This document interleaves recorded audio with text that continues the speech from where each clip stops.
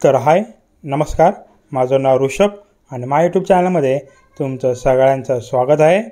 आजच्या ब्लॉगमध्ये मी चिंचपोकळीला जाणार आहे। चिंचपोकळीला स्टेशनपासून 5 ते 10 मिनिटाच्या अंतरावरती एक हॉटेल आहे। त्या हॉटेलचं नाव आहे न्यू आनंद भवन।